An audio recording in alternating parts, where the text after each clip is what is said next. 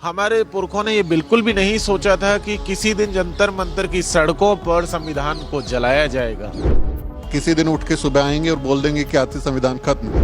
रात 8 बजे कोई प्रेस कॉन्फ्रेंस करेंगे, बोलेंगे आज 12 बजे से खत्म। ऐसा भी मुमकिन है क्या? उनकी कोशिशें तो रहती है कि वो किसी दिन आए रेक सुना दे, लेकिन उन्हें एक डर है। देश के लोग क्या उन्हें हुक्मरान उस तरीके से स्वीकार करेंगे? क्या उन्हें राजा मान लेंगे? नहीं मानेंगे। संविधान या मनुस्मृति, कैसे चलेगा ये देश? संविधान से चलेगा। मनुस्मृति से ये देश पहले भी नहीं चला था और आगे भी नहीं चलेगा। वो लोग जितनी भी कोशिशें कर ले, आरएसएस से लेकर के बीजेपी से लेकर तमाम उनके अनुषंगिक संगठन जितने भी कोशिशें कर ले, ये देश हमारे पुरखों के बनाए संविधान से चलेगा। क्या हम अपना देश छोड़ देंगे? नहीं छोड़ेंगे। हम उन भगोड़ों की तरफ नहीं है जो अपर कास्ट से आते हैं और वो अपना एंजॉय कर रहे हैं, फैसिलिटी एंजॉय करते हैं और चले जाते हैं विदेश में जाकर के बस जाते हैं, अच्छी नौकरी कर रहे हैं, खा रहे कमा रहे, अगली पीढ़ी के लिए इंतजाम वो बाहर कर ले। हम वो लोग नहीं है। 26 नवंबर 1949 ये वो दिन है जब भारत का संविधान बनकर तैयार हुआ और इसी दिन को संविधान दिवस के रूप में मनाया जाता है। लेकिन भारत के संविधान के निर्माण के इस दिन को जब हम याद करते हैं तो हमें वर्तमान चुनौतियां और उन हमलों को भी याद करना होगा जो आज भारत के संविधान पर हो रहे हैं। वर्तमान दौर में मोदी सरकार और खासकर संघी विचारधारा की जो नेता हैं, जो पार्टी हैं, वो संविधान को बदलने और उसको खत्म करने तक की मांग खुले तौर पर करती रही है।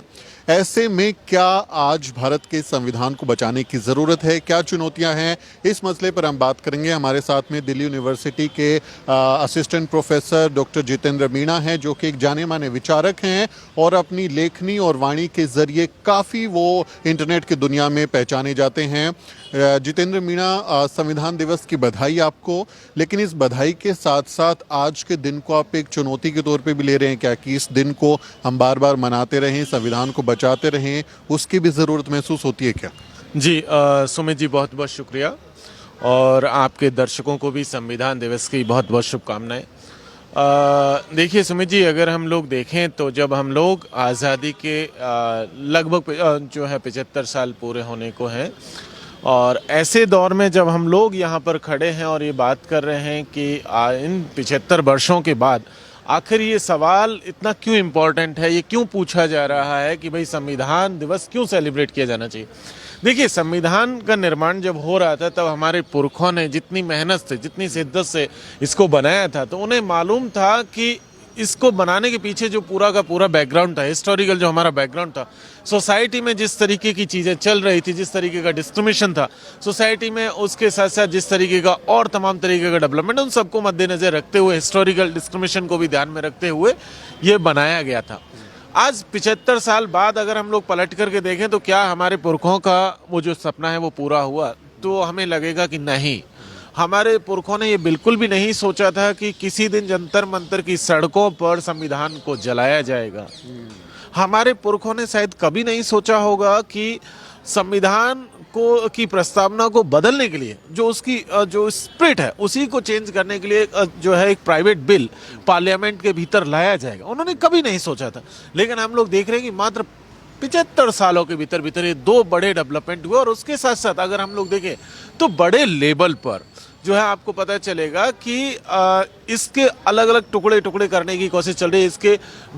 इसकी जो वैल्यूज हैं उनको छिन्न भिन्न करने की कोशिश चल रही है। जैसे लगातार आप देखेंगे तो सरकार जिस तरीके से फ्रीडम पर कर्टेल कर रही है, लोगों के राइट्स पर कर्टेल कर रही है और तमाम तरीके के राइट्स को छीनने की कोशिश कर रही है, उससे लगता है कि आज संविधान को बचाने की जरूरत है। जिस तरीके से संघ का बार बार जिस तरीके से हमला होता है संविधान के ऊपर, कभी संविधान के में आरक्षण के नाम पर होता है, कभी किसी और नाम पर होता है, कभी लोगों के राइट्स को नाम पर होता है, कभी लोगों की नागरिकता के नाम पर। हमने देखा CNRC के नाम पर किस तरीके का, आपने देखा कि ST/SC एक्ट के मामले में भी देखा और तमाम तरीके के राइट्स के मामले में देखा। आपने देखा कि अभी रिसेंटली EWS के रिजर्वेशन के मामले में जब संविधान के भीतर इस तरीके के कोई प्रोविजंस की व्यवस्था ही नहीं थी, तो आप देखा कि सडनली सरकार कुछ प्रोविजंस लेके आती है और बिना किसी जांच पड़ताल के उसको लागू कर देती है और सुप्रीम कोर्ट उसको वैलिड करार देता है। जबकि कॉन्स्टिट्यूशनली आप देखेंगे पूरी की पूरी प्रोसीजर को, जो 11 जजेस की बेंच बैठनी चाहिए थी, 9 की पहले इंदिरा साहनी जजमेंट में 9 जजेस की बेंच थी, उसको सुपरसीड करते हुए एक बेंच होनी चाहिए थी, लेकिन 5 जजेस की बेंच में ही फैसला सुना दिया और उसको लागू कर दिया। तो ये समझिए कि संविधान के ऊपर हमला है।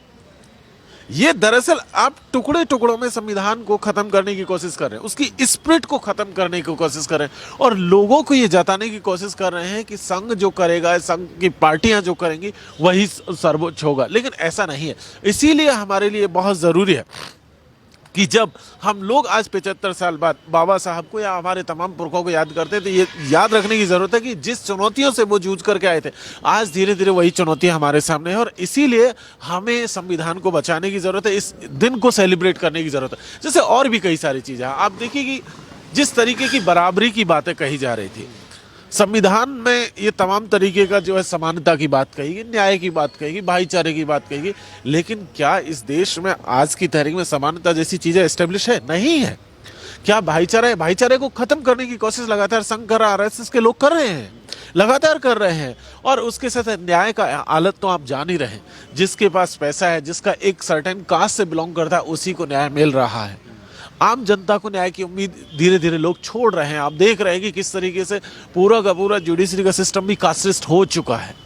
और उसके साथ साथ आप देखिए ब्यूरोक्रेसी से लेकर के तमाम पूरे के पूरे ऑर्डर में देखिए, ब्यूरोक्रेसी के तंत्र में देखिए, तो पता चलेगा कि लेटरल एंट्री के जरिए जिस तरीके से संस्थानों पर कब्जा करने की कोशिश हो रही है, उससे एक चीज पता चलती है कि धीरे धीरे संविधान को खत्म करने की साजिश चल रही है। और इसीलिए हमें संविधान को बचाए रखने की जरूरत है, इसीलिए उस स्पिरिट को बचाए रखने की जरूरत है जिससे लेकर के हमारे पुरखे चिंतित थे।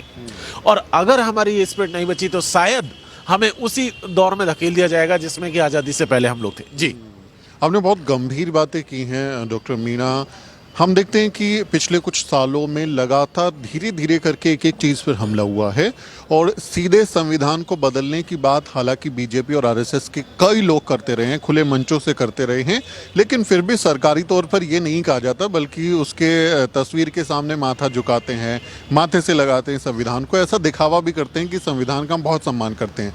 लेकिन आप जैसे कह रहे हैं कि वाणी और अभिव्यक्ति की आज़ादी पर हमला हो जाता है, कभी ईडब्ल्यूएस का फैसला आ जाता है, तो क्या ये चालाकियों के जरिए एक एक करके सारे के सारे जो हमारे अधिकार हैं उनको हटा दिया जाएगा, या फिर इतनी ताकत है कि किसी दिन उठ के सुबह आएंगे और बोल देंगे कि आज से संविधान खत्म, रात 8 बजे कोई प्रेस कॉन्फ्रेंस करेंगे, बोलेंगे आज 12 बजे से खत्म, ऐसा भी मुमकिन है क्या? देखिए एक चीज है, उनकी कोशिशें तो हैं लगातार, जिसका जिक्र आप कर रहे हैं कि रात 8 बजे आकर के कोई फैसला सुना दिया जाता है, इस तरीके के कई रात को 8 बजे आकर के फैसले सुनाए गए हैं। वो इस चीज़ की याद दिलाता है कि राजशाही में किस तरीके का रूल रहा होगा। इस बात को वो दिखाते हैं हमें कि नहीं, लोकशाही में भी ऐसे लोग हैं जो इस तरीके के फैसले लेते हैं जो कि संविधान के खिलाफ है, संविधान का जो प्रोसीजर है उसके खिलाफ है। ऐसे में उनकी कोशिशें तो रहती है कि वो किसी दिन आए एक सुना दे, लेकिन उन्हें एक डर है, और वो डर है कि इस देश के लोग क्या उन्हें हुक्मरान उस तरीके से स्वीकार करेंगे, क्या उन्हें राजा मान लेंगे? नहीं मानेंगे। इस देश का दलित, पिछड़ा, आदिवासी, अल्पसंख्यक और जो मार्जिनलाइज सेक्शन के जो तमाम लोग हैं वो जानते हैं, उन्होंने उसका दंश सहा है, जो फ्यूडल स्ट्रक्चर रहा है उसका दंश हमने सबने झेला है। तो हम जानते हैं कि अगर उस तरीके का शासन फिर से आता है तो किस तरीके की चीजें होंगी। इसलिए हमारे लोग अपने पुरखों की इस मेहनत को, इस पूरे के पूरे दस्तावेज को बचाने के लिए लोग लड़ रहे हैं और लड़ेंगे, आगे भी लड़ेंगे। तो उनके लिए करना आसान नहीं होगा, एक चीज। दूसरी चीज, आप इसको इस तरीके से देखिए कि संविधान में बहुत सारे, एक तो चेंजेस की करने की कोशिशें लगातार चली रही है, लेकिन चेंजेस के साथ में और भी कई तरीके के मामला है, जैसे कि जो कानून है, जो प्रोविजंस हैं, उनको भी डाइल्यूट करने का सिलसिला चल रहा है। और उन डाइल्यूशन में देखिए, जैसे कि मैं आदिवासियों के केस में जिक्र करूं तो संविधान के भीतर अनुसूची 5 का जिक्र है और ये कहा गया है कि इस देश का राष्ट्रपति राज्यपाल की मदद से अगर किसी एरिया को उन्हें लगता है कि ये आदिवासी बाहुल्य इलाका है तो अनुसूची 5 के अंतर्गत ला सकता है। और ऐसे में जो इलाके ऑलरेडी हैं या जिनको लाया जा सकता है, उनमें जो है ग्राम पंचायतों के तहत ही रूल किया जाएगा और वो सीधे के सीधे राज्यपाल के अंतर्गत होंगे, ऊपर सेंट्रल लेवल पे जो है आपके राष्ट्रपति के अंतर्गत होंगे। लेकिन हम लोग देख रहे हैं कि किस तरीके से उन रूल्स का वायलेट किया गया। ग्राम सभाओं में फर्जी ग्राम सभाएं क्रिएट की गई। फर्जी ग्राम सभा में आप देखेंगे कई ग्राम सभा की मीटिंग्स ऐसी हैं जिनमें साइन करने वाले लोग कई साल पहले मर चुके हैं और उनके साइन करा करके फर्जी ग्राम सभाएं बना दी गई और उनकी जमीनें छीन करके प्राइवेट जो पूंजीपति थे उनको दे दी गई। जंगल छीन लिए गए, जमीनें छीन ली जा रही है और उसके साथ साथ तमाम तरीके के रिसोर्सेज को छीना जा रहा है। और ऐसे में जबकि हमारे देश के संविधान में तो ये प्रोविजन था कि अगर अनुसूची 5 का जो इलाका है वो ग्राम सभा के अंतर्गत है तो उनका सबसे सुप्रीम होगा ना राज्यसभा ना लोकसभा, सबसे ऊपर ग्राम सभा। ये तो ना रहा है ग्राम सभाओं को। तो ऐसे में अगर हम लोग देखें तो ये सिर्फ एक एग्जाम्पल है जो इस बात को दिखाता है कि किस तरीके से संविधान के होने के बावजूद भी उनके प्रोविजंस को लगातार वायलेट किया जा रहा है। और ये सिर्फ आदिवासियों के मामले में नहीं है, हर तबके के मामले में है। लेकिन हर तबके की तरफ से विरोध इस बात को लेके नहीं होता। अगर हम ये देखें कि भारत के संविधान पर जो भी हमले होते हैं उसमें सबसे ज़्यादा उसको बचाने की कोशिश करने वालों में आप दलित बहुजन आदिवासी बैकग्राउंड के लोगों को ही देखते हैं। जब हर तबके के अधिकार पर हमला हो रहा है तो बाकी तबके सेलिब्रेट क्यों करते हैं संविधान के हमले को, और दलित बहुजन आदिवासी लोग ही सबसे ज़्यादा संविधान को बचाने की लड़ाई क्यों लड़ते हैं? देखिए, जैसा कि मैं पहले भी कहा, एक चीज़ जान ले कि हमने वो दंश झेला है और हम उस दर्द को जानते हैं कि हमारे पुरखे संविधान के नहीं होने की सिचुएशन में कैसे जिंदा रहे हैं, उनके लिए सर्वाइवल कितना मुश्किल था। जो लोग सेलिब्रेट कर रहे हैं वो जानते हैं कि अगर नया निज़ाम भी आता है तो उनके राइट्स में वहाँ कोई दिक्कत है, क्योंकि उनके पास या तो जो है उनकी जात उस काम को करने में मदद करेगी या उनके पास पैसा होगा, उस पैसे की मदद से वो जाएंगे। तो इसलिए अगर किसी तरीके और ज़्यादा कुछ होगा तो वो देश छोड़ के बाहर भी चले जाएंगे। लेकिन ये देश तो हमारा है, हम कैसे छोड़ दें? हम नहीं छोड़ सकते, हम बाहर नहीं जा सकते। हम क्या अपना घर छोड़ के जा सकते? नहीं छोड़ के जा सकते। हम अपनी मातृभूमि नहीं छोड़ के जा। भाई, ये देश हमारे पुरखों ने बनाया। इस देश को बनाने में हमारे पुरखों का खून पसीना इसमें शामिल है।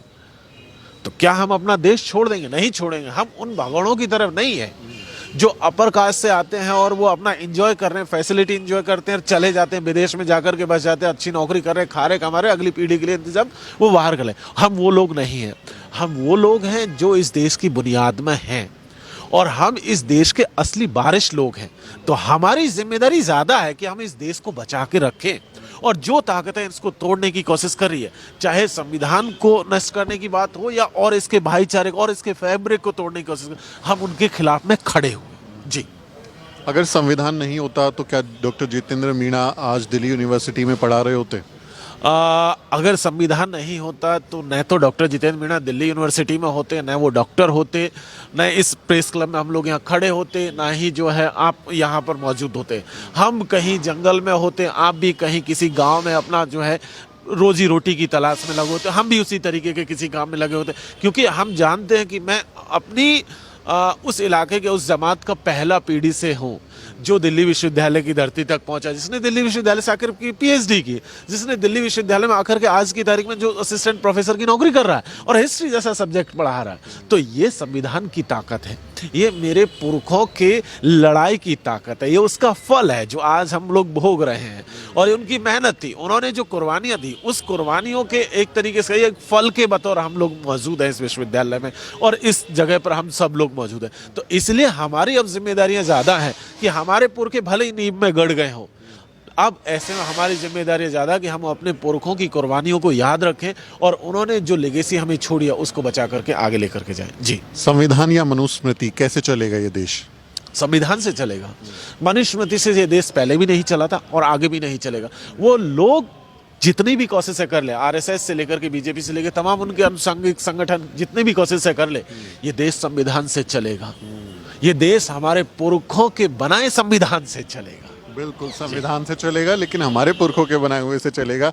ये बात ज़्यादा ज़रूरी है क्योंकि हो सकता है वो नया संविधान बना दे, तो उसका प्रतिरोध हमारे लोग कर रहे हैं और बहुत अच्छे तरीके से कर रहे हैं।